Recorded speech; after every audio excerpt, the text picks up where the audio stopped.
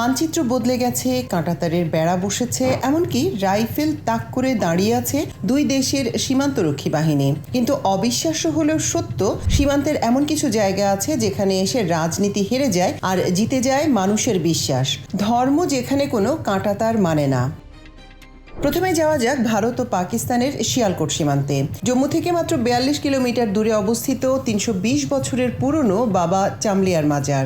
ভারত পাক যুদ্ধ বা চরম উত্তেজনার মধ্যেও প্রতি বছর জুনের 4 নম্বর বৃহস্পতিবারে সেখানে এক অলৌকিক দৃশ্য দেখা যায়। পাকিস্তানের চেকের চাদর নিয়ে আসেন পাকিস্তানি রেঞ্জার্স, আর ভারতের বর্ডার সিকিউরিটি ফোর্স বা বিএসএফ সেই চাদর মাজারে চড়ায়। বিনিময়ে ভারতের মাটি থেকে মাজারে আসা পবিত্র শক্কর, কাদা আর শরবত পানি তুলে দেয়া হয় পাকিস্তানি রেঞ্জার্সের হাতে, যা চর্মরোগের নিরাময় হিসেবে ওপারে নিয়ে যাওয়া হয়। 0 পয়েন্টে তখন রাইফেল নয়, দুই দেশের সীমান্তরক্ষীরা একে অপরকে মিষ্টি মুখ করায়।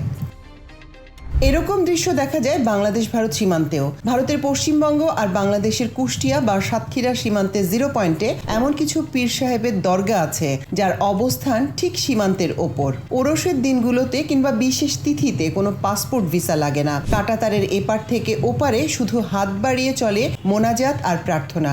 এক পাশে দাঁড়িয়ে চোখের জল ফেলছেন বাংলাদেশের মুসলিম, ঠিক তার পাশেই হাত জোড় করে দাঁড়িয়ে আছে ভারতের হিন্দু ধর্মের মানুষ। কাঁটাতার তাদের শরীরকে আলাদা করলেও ভক্তি আর বিশ্বাসকে আলাদা করতে পারেনি।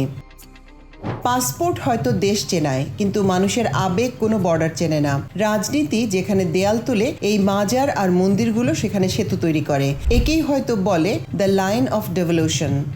আপনার কি মনে হয়, কাঁটাতারের চেয়ে মানুষের এই বিশ্বাসের জোর কি অনেক বেশি? কমেন্টে জানান, আর ভিডিওটি শেয়ার করুন তাদের সাথে যারা বিশ্বাস করেন সীমান্ত মানুষকে আলাদা করলেও মনকে পারে না।